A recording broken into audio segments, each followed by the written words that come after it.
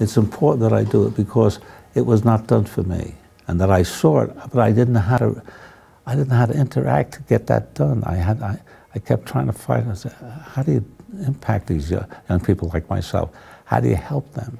And so it's through the study of the sports and being involved and seeing the impact of people, seeing success. What is success? And how do these people gain that success? Well, you have to say it to them. You have to take off. You cannot be going to a lot of things you'd like to go to. I'd like to be a great golfer at the McGuire Foundation next year. I'm borrowing a set of clubs from my in-law up in Westchester County. He's going to give me a set of clubs. So I am not embarrassed at that particular golf classic in September. So that's something I'm going to learn at this particular stage of my life.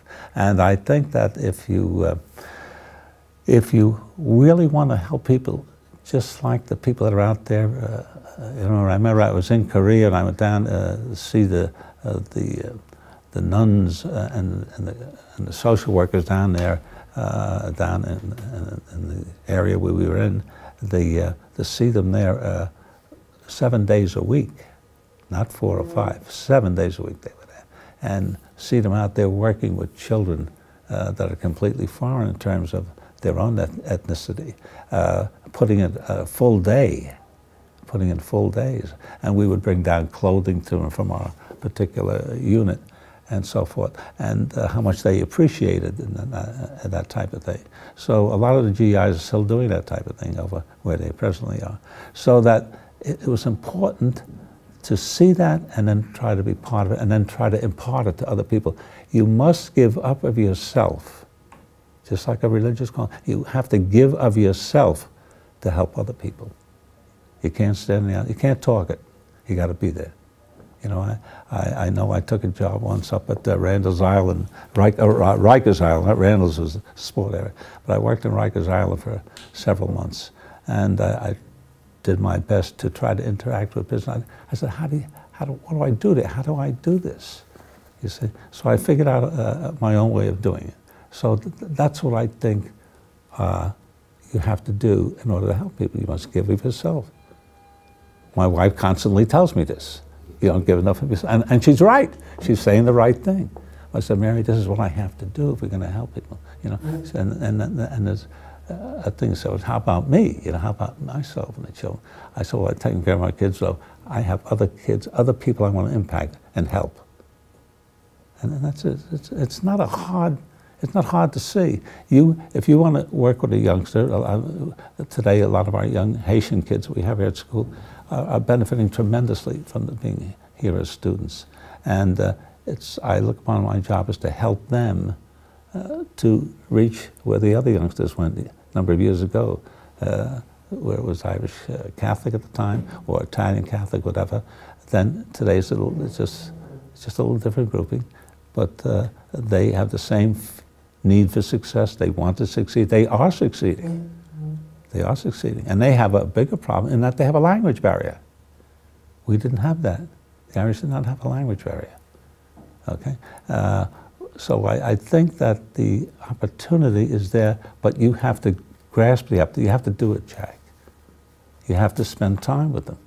You have to encourage your children. I have to talk to someone about the child so that we have a communication that it's important to me. And why should it be important? Maybe if I say those things to the parent, they'll understand. Because I'm already talking to the parent about what college we're going to go to. I told them at the meeting where they're going to go, where I think they can go. And so if I encourage them, your child can do this. You can do it. There's no question in my mind about it. Well, if someone's saying that has had some experiences, it impacts the parent. They say, gee, you know, maybe none of their friends are saying that. And I'm saying, take this course, take that course, do this. And they're doing the same thing here. I go to the director of guidance here to get help. If I want to know something, I speak with Mr. Lombardi, who's the counselor of my grandchildren. So I'll go and speak to him. I want to find out. There's no other way of doing it. I want to make it so when I speak to the grandchildren, I speak to the other person's grandchildren, or their children, that I can say, you know, I've talked to the counselor, I've talked to the other person, the other teacher. So there's a feeling of reaching out, that I'm reaching out, and I think a good number of coaches do this, and by no means an exception. And I'm reaching out, and then by reaching out, you speak to people, you speak to other teachers, and then the teacher sees, gee, there's a coach asking about this youngster, and then he has potential. A teacher might not realize they have potential in athletics, you see? So there's a great need for us all in the educational field to be talking with each other about things. And there's no programs on TV like this. There's no programs, at least I don't know of any of them, where you have counselors talking to families and kids. It's an interesting situation. But I think that's what I'd be about, or why I'm about that, because I think it's important. I think it needs to be said. I didn't get it said to me, except later on in the high school setting, because I thought some way or other I had enough talent to go on a scholarship, and I didn't. But I didn't know that until later on in high school. I didn't. I thought you just went to college if you were an athlete, pretty good athlete. Well, obviously I was not pretty good enough to think about those things. But I was encouraged enough to know that I liked the people that I met in athletics, the high school coaches. They knew my name. Very important that you talk to the youngster and you talk to them about where they're going, talk to them about their family, and you encourage them. You must encourage people. And then if we talk about the whole area of the handicap, I get going there, that gets me a little crazy too, because if you have a handicapped child, why should they be excluded from, I remember the first time I got kids marching in the St. Patrick's Day parade. I said, well, why aren't they in the parade? I didn't know. I thought they'd march. I didn't know. But then when I asked, I found out they didn't want to march. People didn't ask them.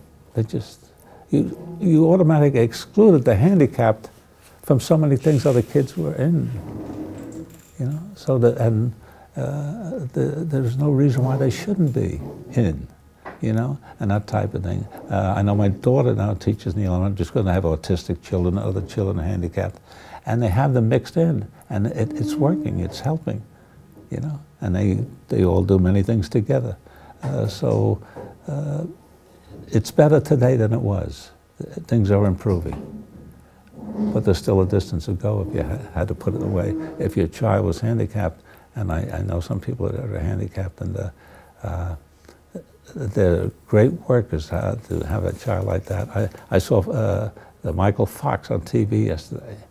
He's an adult, outstanding professional that was handicapped, and how much he's impacting people by having his handicap work for him to help people understand the tremendous problem that he's having.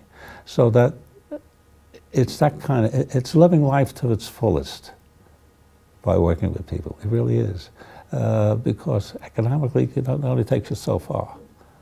The other thing takes you the full distance, I think. Of course, you face a lot more frustration in doing it because you're trying to accomplish things. But that's the excitement, that's the thrill. That's the challenge.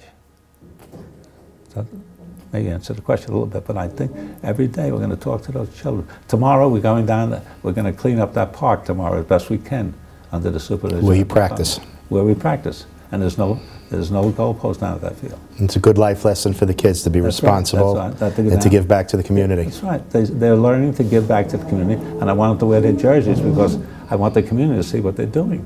And who are these kids that are doing this? So then those men who I